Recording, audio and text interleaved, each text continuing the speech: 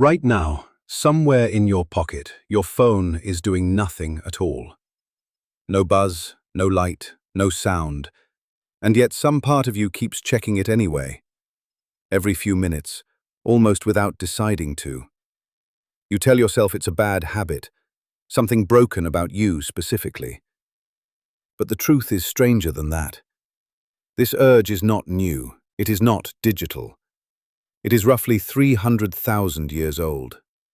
Imagine standing at the edge of a grassland at dusk, 40,000 years ago. The light is fading, the wind shifts.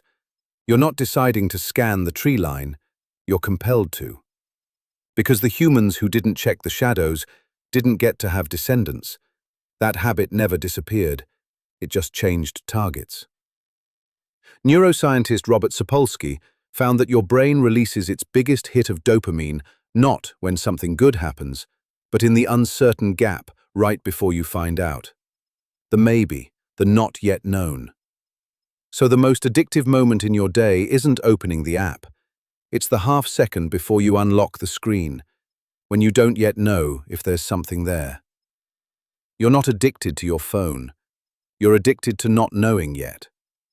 Psychologist B.F. Skinner discovered this decades ago, with pigeons. One group had a lever that delivered food every time, predictable. They pressed it occasionally, only when hungry. Another group had a lever that worked randomly. Those pigeons pressed it obsessively, for hours, long after they were full. Uncertainty is more addictive than certainty ever could be. Now think about your phone. Every scroll is a lever. You don't know what the next pull brings. That's not a bug, that's the entire design. But there's a deeper layer here. Evolutionary psychologist Dunbar studied primates grooming each other for hours, not for hygiene, but for connection, for status, for knowing where they stand. Humans do this too. We just use glances now, group chats, who liked what, who went quiet. Dunbar's research suggests our brains are built to track a tribe of about 150 people. Except your phone doesn't hold 150 people. It holds thousands, all updating, all at once, and some ancient part of you is still trying to keep track, the way it once tracked a small tribe around a fire. No wonder it feels exhausting. You were built for a village. You're living inside a city that never sleeps.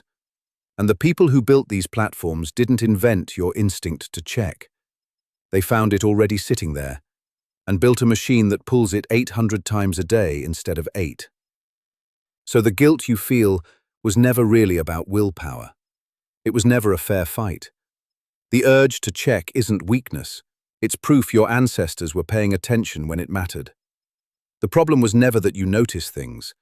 The problem is what's noticing you back.